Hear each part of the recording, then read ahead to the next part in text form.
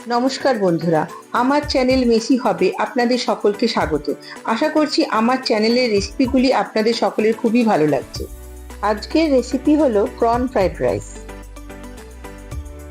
Basmati rice 3 cup, ডিম 6টা, চিংড়ি মাছ 25 থেকে 30টা, গাজর 3টে মিডিয়াম সাইজ, ক্যাপসিকাম 2টো medium size, crushed ginger garlic মানে থেতো করা আদা রসুন 2 টেবিল চামচ, নুন আন্দাজ মতো, গোলমরিচ 1 টেবিল চামচ, সাদা তেল 6 থেকে 7 টেবিল চামচ।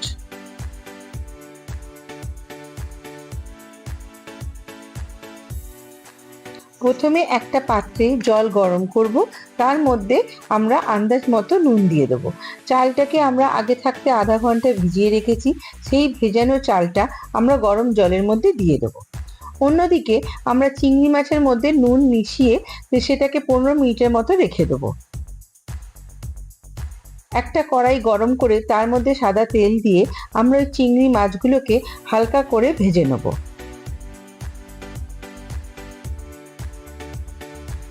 যখন হালকা গোলাপি হয়ে আসবে তখন আমরা চিংড়ি মাছটাকে তুলে রাখবো।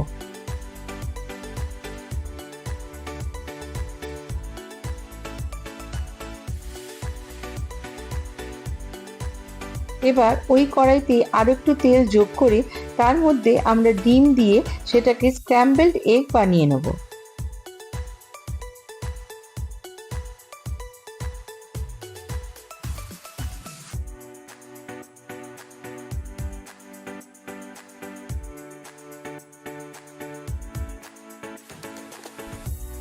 স্ক্র্যাম্বলড এগ বানানো হয়ে গেলে সেটাকেও আমরা তুলে আলাদা করে রেখে দেবো।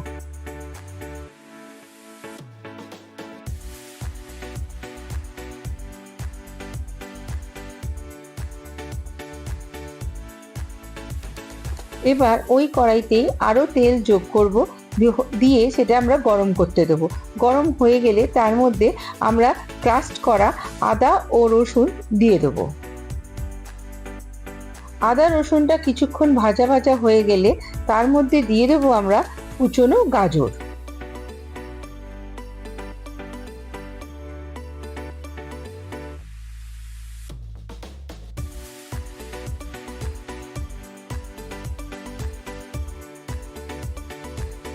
গাজরটা কিছুক্ষণ নাড়ার পর তার মধ্যে সামান্য নুন দিয়ে দেবো।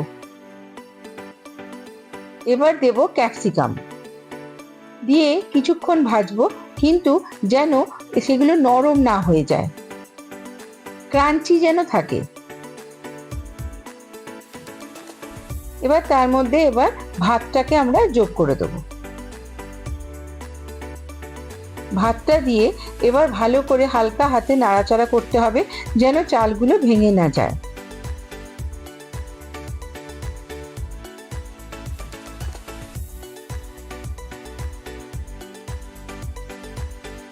সবজিগুলো ভাতের সঙ্গে ভালো করে মিশিয়ে নেওয়ার পর ওর মধ্যে আমরা চিংড়ি মাছ এবং ডিমটা যোগ করে দেবো।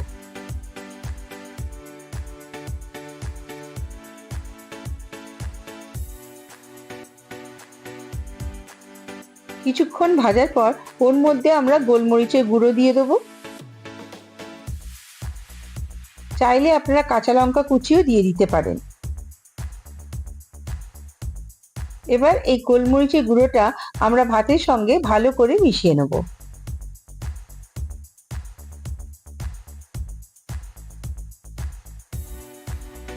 এবার এইটা আমরা চিলি ফিশের সঙ্গে সার্ভ করব। করছি আমার এই রেসিপিটি আপনাদের ভালো লেগেছে। যদি ভালো লেগে থাকে তাহলে লাইক, শেয়ার এবং সাবস্ক্রাইব করবেন। ধন্যবাদ।